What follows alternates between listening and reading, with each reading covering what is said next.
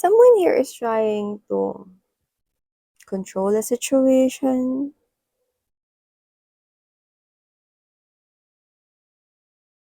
But for some reason, I think nakokontrol niya naman. Pero for some reason, parang yung pag-control ng sitwasyon hindi healthy. Pero nakokontrol niya.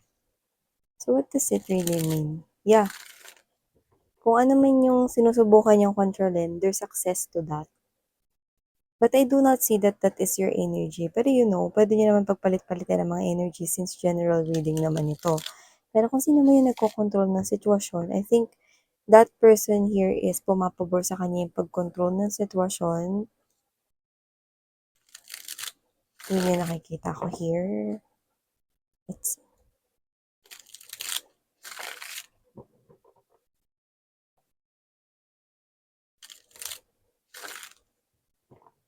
alam mo yung nakita ko ng facial expression, yung mukhang kawawa kind of thing. Mukhang kawawa, nagpapaawa. Alin man dun. Nagpapaawa.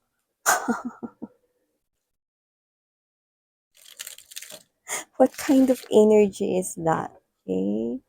Let's all find out because I'm also curious. Why is this person making that type of expression? Anong rason? Okay, so let's go ahead and check this out for you, my loves.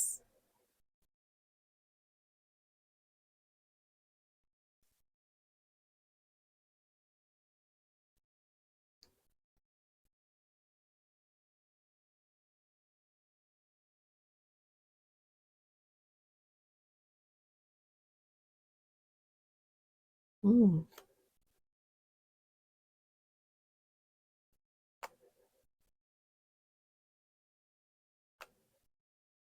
Gosh.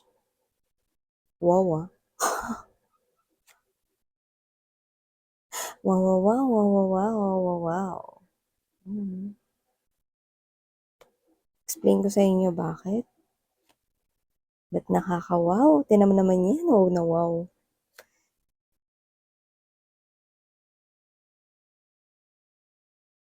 Wow. Bravo. Bravo. Ayan.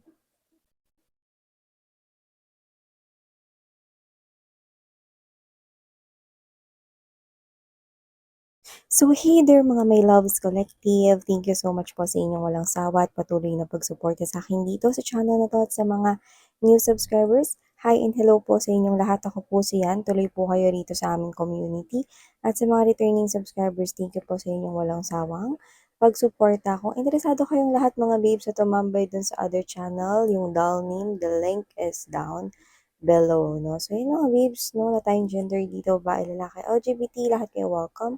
You can play frogs if you want, and at the end of the day, you are free to use your own free will. Okay? So, yung mga babes na walang pilitan na rito sa channel na to, no, kaya kung resonate kayo, nasa inyong mga kamay kung ano yung gusto ninyong gawin sa magiging desisyon ninyo, no? So, sa nakikita ko rito, we have here the Six of Cups energy, Three of Cups right here, and there's that.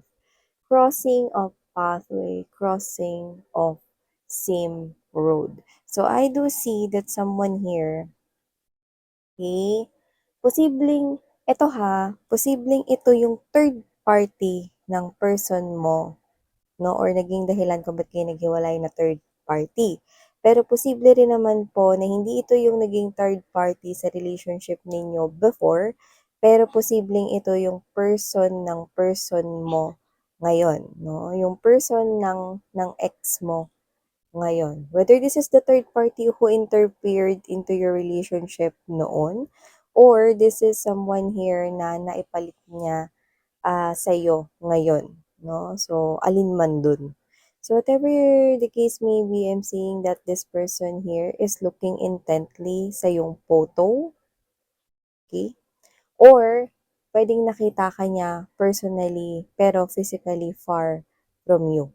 So, puwedeng nakita ka niya from a distant, maybe in a random place like grocery store. I think this is the ex of my person. Yan 'no, parang gano'n yung sinasabi niya rito 'no. So, either nakita ka niya somewhere because I think alam niya yung itsura mo or puwedeng nagkaharap na rin kayo before lalo na kung third party siya ng person mo or naging dahilan kung ba't kayo naghiwalay. Or kung hindi man siya yung third party 'no, pero siya na ngayon yung person ng ex mo, nakikita ko dito that this person here still knows your face, still knows your physical appearance, and this person here could possibly, looking intently sa pictures mo. Okay? Not because this person here is so fond of you, but this person here is galit na galit siya sa'yo. Yan, no? Ba't naman siya galit sa akin, miss yan, no? Ewan ko sa kanya. Galit na galit siya rito sa'yo. Kasi lumalabas dito, sweetheart, that with this Eight of Swords energy, no, Seven of Swords energy right here, Nine of Wands energy, and there's this Five of Wands energy. This third party or this person here, no, na naipalit niya sa'yo, no, sa dati mong pwesto sa buhay niya or sa puso niya, no, itong tao na to, no, is paniwalang paniwala, no, sa ini-spoon feed na kwento ng ex mong sinungaling. Yan, nakikita ko rito. So, isang uto-uto at isa ritong sinungaling yung kumokonek sa energy mo ngayon. See? How frustrating is that, no? There are two people here connecting to your energy and they are both toxic energies, no? So, nakikita ko dito, no, na itong ex mo, wala naman talaga this doesn't have to do something sa'yo or wala ka namang kailangang gawin dito, no? And this is not here something na unfinished business, no? Pero I think spirits wants you to know na itong mga energies na to, no, ay mga energies na dapat ay patuloy mong iwasan. Okay? Alam mo yung parang nung nagka-connect silang dalawa up until now or puwede rin naman na na ngayon, eto yung person mo or yung ex mo 'no, iba yung kuwentong naikwento niya. So, dun sa kuwento niya na malinaw na posibleng kayo yung kontrabida 'no or may mga marami siya rito mga kasinungalingang sinabi 'no, to win this third party's heart or to win this someone else heart 'no. Kaya nagmukha tuloy kayo ritong villain. Nagmukha kayo ritong kontrabida 'no, so yung nakikita ko rito. So, this third party is so in love with your person. Yes? So, in love with your ex, no? Mahal niya talaga yung person mo rito, no? And this third party is, talaga babe, hindi ko hahayaan na masaktan ka ulit ng tao na yan. Napakasalbahe naman yan collective, di ba? Hmm? Gigigil ako. Alam mo kasi sa kwento, may isang tama, may isang mali. Lahat ng kwento, posibleng may dagdag at meron ding bawas, no? At lahat ng pag-alter, no, ay magkukos ng malaking pagkakaiba sa intindi sa kada story. Basta may konting isang mabago dyan, iba na yung magiging takbo ng storya. Kaya nga sa korte, 'di ba mga babes, kapag ka nag-iba ng konti yung statement mo, paghihinalaan ka na nila. Kasi hindi yun yung nasabi mo nung una eh. So they might think, baka gumagawa ka lang ng istorya, 'di ba? So ganun yun, parang ganun din yung nangyayari rito. Okay? Dito naman na nangyayari, dagdag ng dagdag, no? Hindi bawas ng bawas. Dagdag ng dagdag yung kasinungalingan ng like patong-patong kasinungalingan ng ex mo, no? Para makuha yung loob ng third party na to noon at nagpapatuloy ito ngayon, no? So, alam mo yun, bagay na bagay talaga sila, no? Isang uto-uto, tas isang sinungaling. So ngayon, meron ng grudge sa'yo na hino-hold itong person na ka-connect niya ngayon 'no. Sobrang sama na ng tingin nitong person na 'to sa'yo 'no, parang parang how can someone hurt someone who loves truly daw 'no. So yung tinutukoy niya nun is yung ex mo na minahal ka raw ng truly. Ibig sabihin totoo, genuine, pero you did na gawin pa rin yung something wrong daw or something bad with that person na ex mo. So see, bumabango ng bumabango yung pangalan niya dun sa babae or sa lalaki niya, habang yung pangalan mo pabaho ng pabaho, pajuho ng pajuho, 'di ba? Alam ko, sabi ko nga sa inyo, you do not need to do something about this because this is not considered unfinished business. But this is something here the spirits wants you to know, no, na parang this is what's going on because they're connecting to your energy. These people here talk about you and they're talking about you negatively. So, okay, so kung sino man tong dalawa na to, no, parang syunga lang.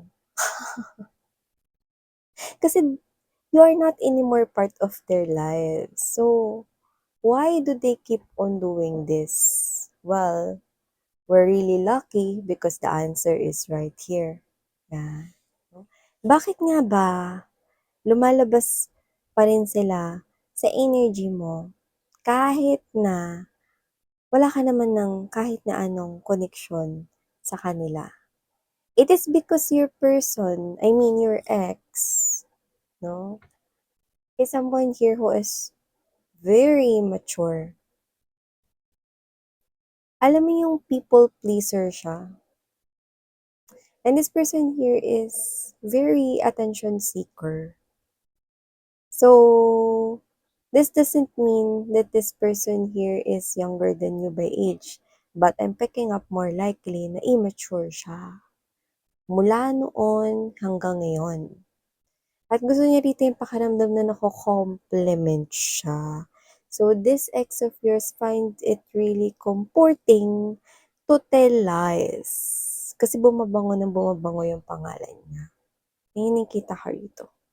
So, alam mo yung gano'ng pakiramdam, 'di ba 'pag nako-compliment ka na parang ikaw yung pinakamabait na tao sa earth, napakamapagmahal mo, pero sa kabila ng pagmamahal na ibinigay mo 'no, sinuklian ka pa rin ng lahat ng mga panloloko, mga bagay na hindi maganda, mga bagay na hindi katanggap-tanggap ng mundo, makamundong bagay, blah, blah, blah, blah, blah.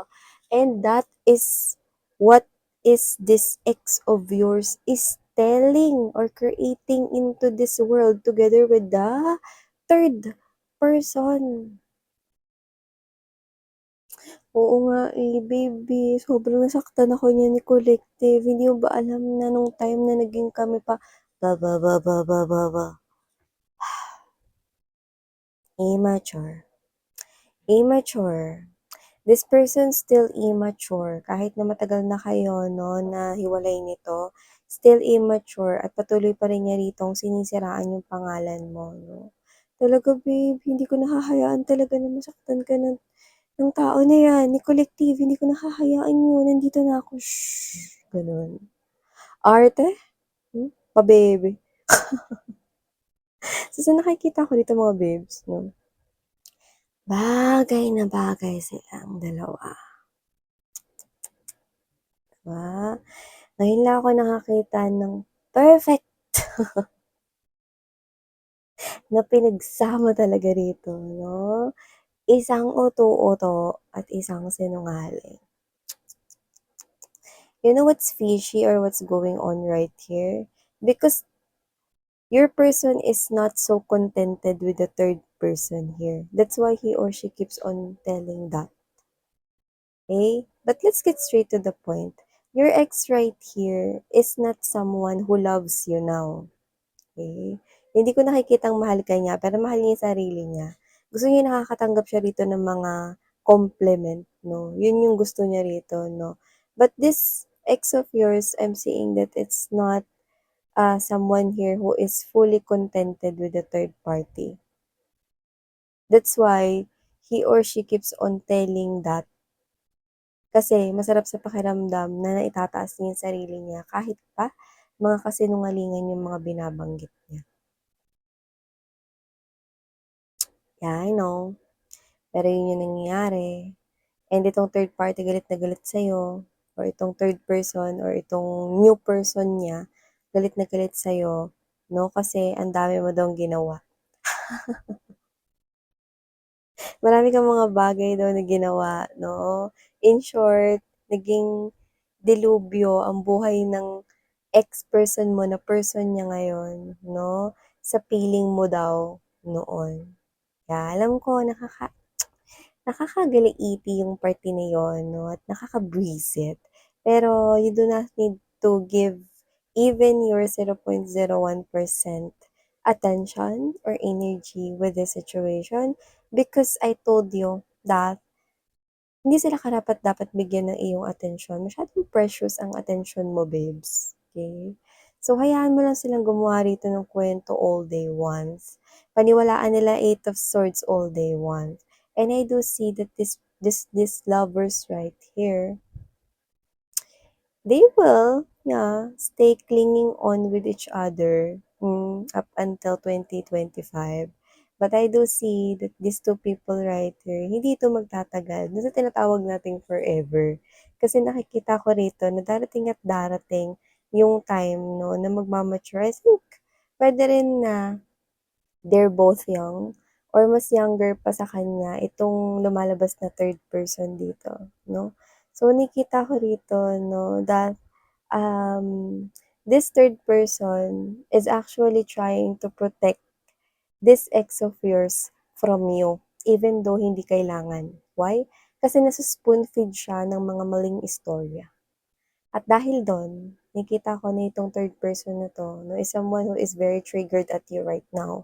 Galit na galit siya sa'yo ngayon, no, kahit na wala naman talagang katuturan or basihan ito, no. Mahal na mahal niya kasi yung person, yung ex-person mo. Yan, no. So, nakita ko, no, that this type of connection here will not last long. They might be still together 2025, but I do see, no, yeah, okay? Fathers of Faith is very specific up until 2025. But I do see that these two people right here will end up choosing different pathways. Okay? Kasi alam mo, kahit pa match na match sila rito, isang sinungaling at isang mapagpapaniwalain, uto-uto, no? Nakikita ko pa rin na hindi silang dalawa yung klase ng individuals na pwede sa road to forever. So, posibleng, yeah, nakakita ko ng dalawang daanan dito. So, posibleng, ngayon, ayan yung situation nila. They are together. Pero, I do not see them still being together up until the end of time. Okay? So, ulitin ko lang, wala kayong dapat na gawin sa sitwasyon na to. Kasi, para lang sila ritong timang. Na ikaw lang yung napaka-flavorful, napakamalasang topic nila ngayon, no? To feed their own gap, okay? So, yun yung nakikita ko dito. So, kung ano man ginagawa mo, hindi na kita nakita dito. Tuloy mo lang yan, create your own life here, build your own future, okay?